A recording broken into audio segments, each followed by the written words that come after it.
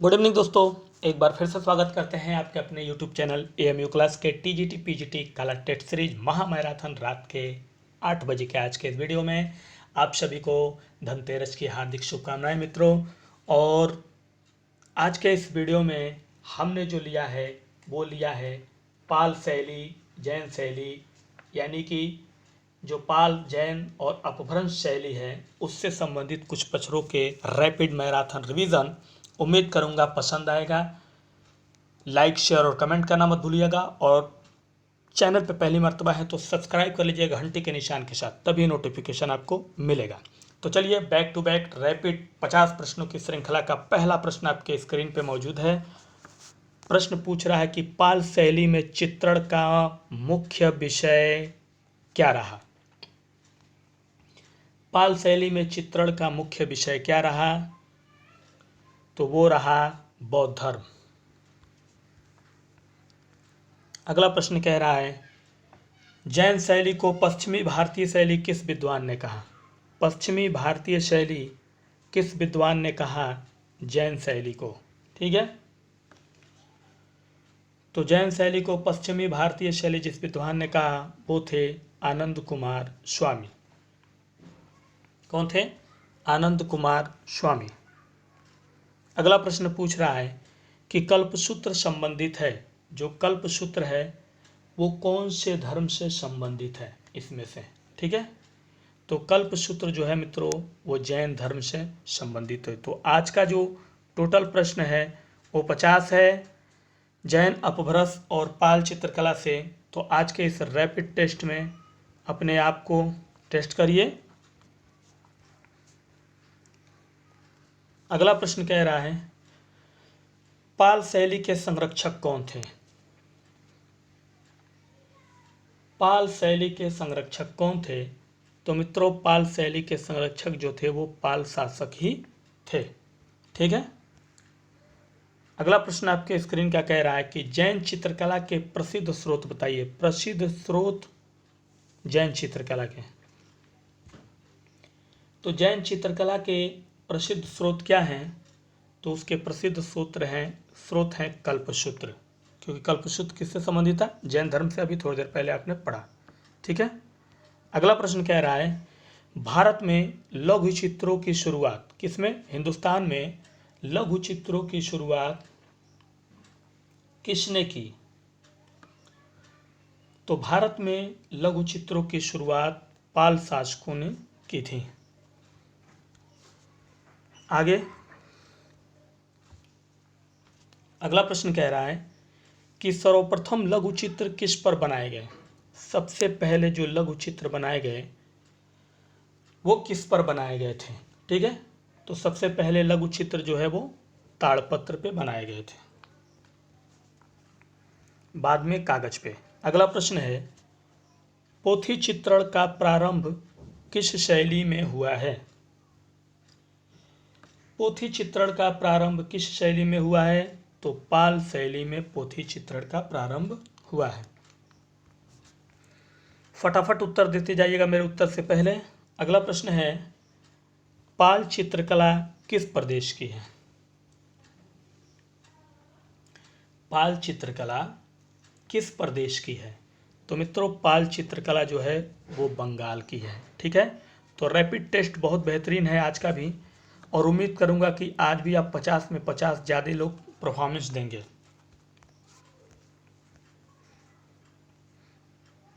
अगला प्रश्न कह रहा है आपका भारत में सर्वप्रथम सचित्र पुस्तकें किस माध्यम में बनी। भारत में सर्वप्रथम सचित्र पुस्तकें किस माध्यम में बनी, तो मित्रों भारत में सर्वप्रथम सचित्र पुस्तकें जो बनी वो कागज पर बनी थी। ठीक है, सचित्र पुस्तकें सर्वप्रथम जो बनी वो किस पे बनी थी? कागज पर बनी थी। ठीक है, आगे बढ़ते हैं। अगला प्रश्न कह रहा है कि पाल पोथी चित्रों का मुख्य विषय क्या है।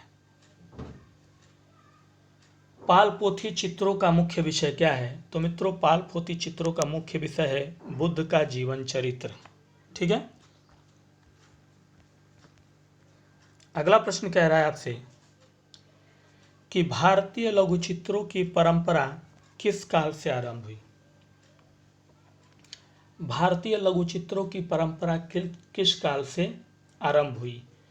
तो मित्रों, ये हुई थी उत्तर मध्य काल से। अगला प्रश्न कह रहा है,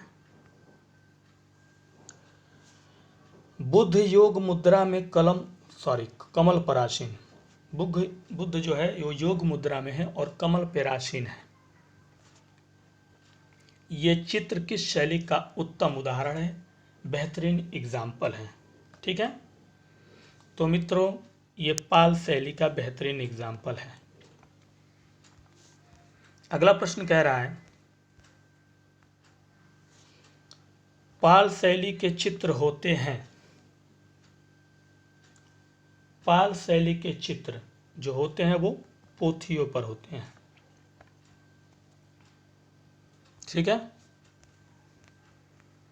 अगला प्रश्न कह रहा है, डॉक्टर आनंद कुमार स्वामी ने कल्पसूत्र की एक प्रति कहाँ से 1924 में प्राप्त की थी?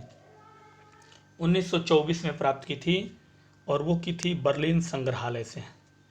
कहाँ से? बर्लिन संग्रहालय से। ठीक है, अगला प्रश्न कह रहा है, जैन लघुचित्रों का प्रमुख विषय क्या है?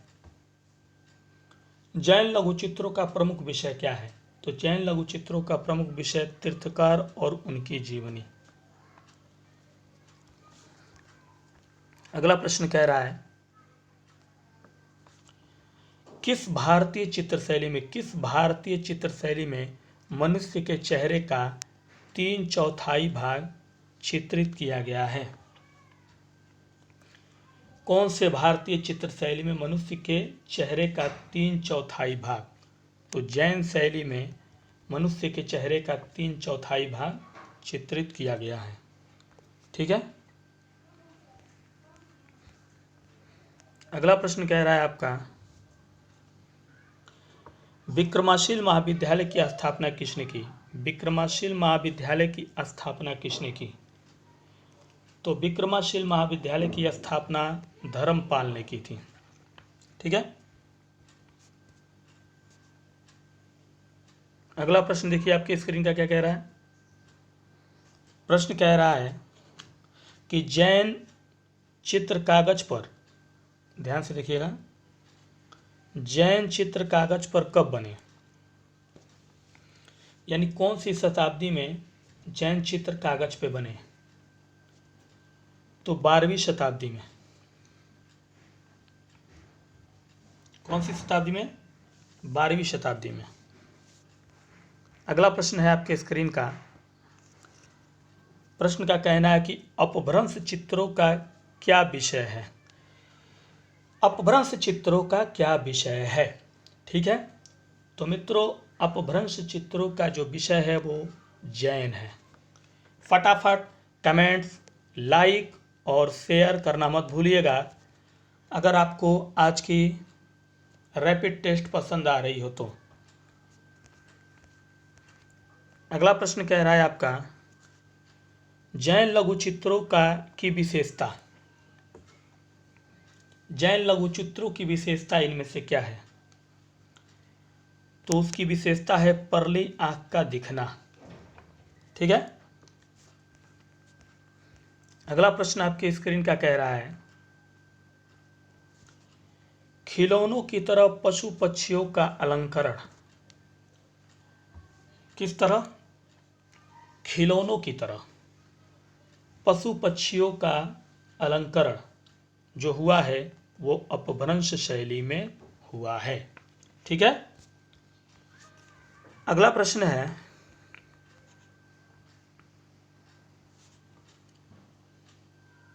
जैन शैली के चित्रों की प्रधान विषय वस्तु। जैन शैली के चित्रों की प्रधान विषय वस्तु इसमें से कौन है? तो जैन शैली के चित्रों की प्रधान विषय वस्तु है महावीर का जीवन चरित्र। क्या है? महावीर का जीवन चरित्र। अगला प्रश्न आपके स्क्रीन क्या कह रहा है कि परली आंख किस शैली के चित्रों की विशेषता है। तो परली आंख जो है वो अपभ्रंश शैली के चित्रों की विशेषता है। अगला प्रश्न है जैन चित्रकला भारत के किस क्षेत्र की है। जैन चित्रकला भारत के किस क्षेत्र की है। तो जैन चित्रकला भारत के पश्चिमी क्षेत्र की है। ठीक है। अगला प्रश्न मित्रों कह रहा है, थोड़ा सा इसको छोटा कर लीजिए। अगला प्रश्न कह रहा है आपका कि जैन धर्म के अनेक तीर्थकार किस सचित्र पोथी में चित्रित हैं। जैन धर्म के अनेक तीर्थकार किस सचित्र पोथी में चित्रित हैं, यह हमारा प्रश्न है और इसका सही जवाब है कालकाचार्य कथा। किसमें? कालकाचार्य कथा में। अगला प्रश्न कह रहा है पाल शैली का सचित्र ग्रंथ। पाल शैली का सचित्र ग्रंथ इनमें से कौन सा है। तो मित्रों पाल शैली का सचित्र ग्रंथ जो है वो प्रज्ञा पारमिता। क्या है? प्रज्ञा पारमिता। अगला प्रश्न देखिए आपकी स्क्रीन क्या क्या कह रहा है। पाल शैली में बने बौद्ध धर्म के किस संप्रदाय से संबंधित है। या क्या कह रहा है कि पाल शैली में बने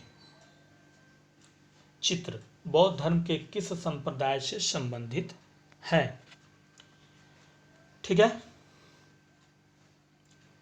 तो बौद्ध धर्म के किस संप्रदाय से संबंधित है मित्रों।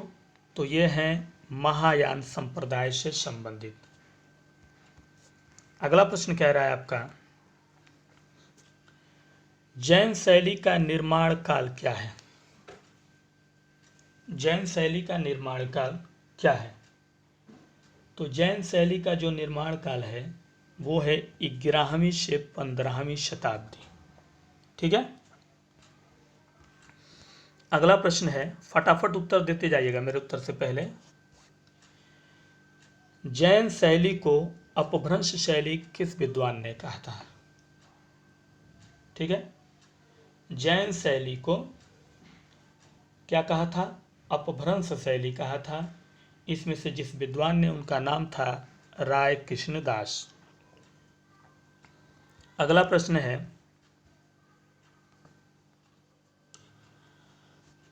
अपभ्रंश शैली जैन धर्म के किस संप्रदाय से संबंधित है।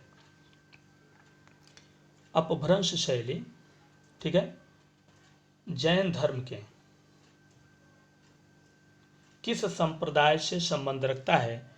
तो श्वेतांबर संप्रदाय से संबंध ये रखता है। अगला प्रश्न है, अपभ्रंश और जैन शैली का प्राचीनतम ग्रंथ माना जाता है।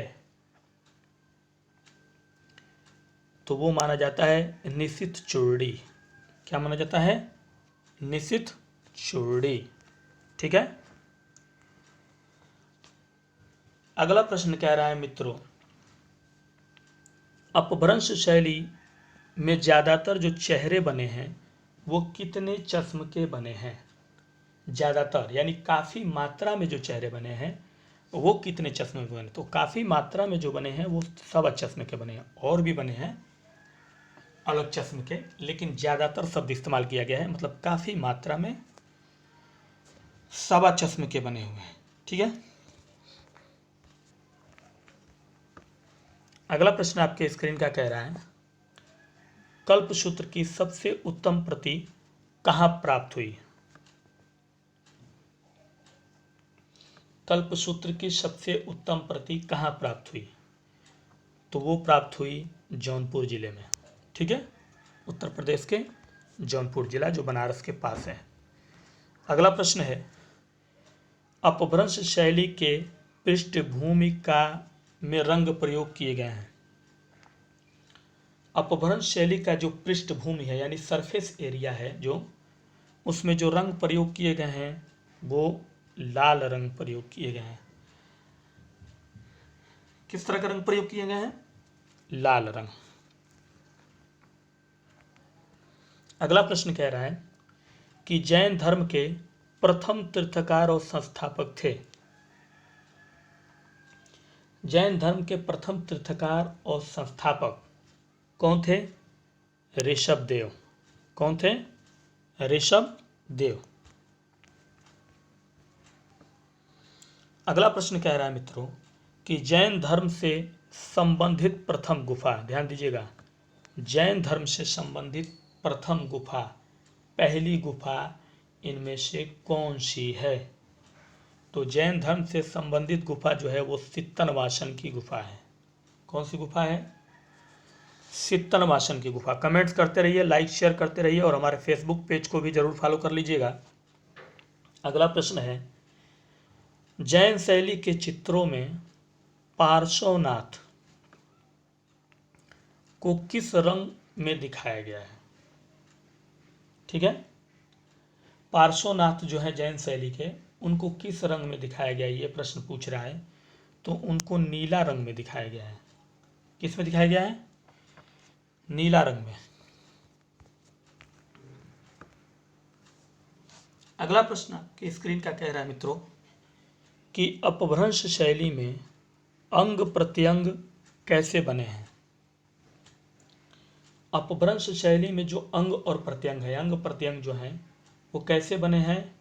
तो वो बने हैं स्थिरता और अकड़ की तरह। स्थिरता और अकड़ की तरह बने हैं।